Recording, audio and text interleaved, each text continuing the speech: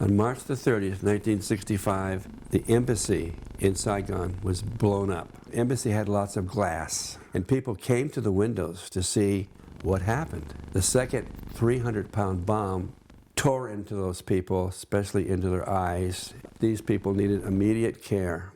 A few of us decided that we needed to get the patients over there today. I called my colonel. We just had a war situation, a disaster. Colonel, we need somebody right now. He says, that's an order, Captain. We'll have somebody down there in 16 hours to help you out. And I did the carbon paper and the phone. I says, Colonel, we're having a bad connection. I hung up on them. I said, I got to get a bunch of patients over to the Philippines right away. How fast could you get those planes ready to fly? He says, oh, immediately. He said, we keep them ready to go. They unloaded pallets off 123s. So I talked to one of the pilots, and I said, I want to fly to the Philippines under 500 feet, preferably 300 feet. Can you do it? He said, would you like 200 feet?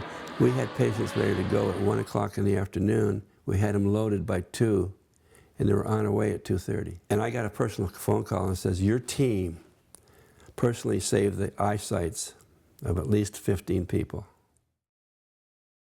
An exec officer from my squadron. I want to see the boss. I said, my boss is, we're in the Army, Westmoreland staff is the boss of Vietnam. I work for him. I'd like to present you with a letter of reprimand for disobeying a direct order. Oh yeah, is that right, Captain Jordan? He didn't obey the orders, rules, right? And he said, well, what did Captain Jordan do? He says, he flew patients in Army airplanes, which are not set up for air evacuation. He stood up, the colonel. He had we all wore sidearms. Captain Jones, I want you on the next plane back to Japan.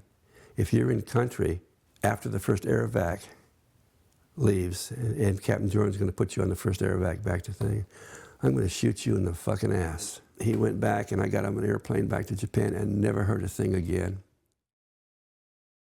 And I went to commander's call. My name was called.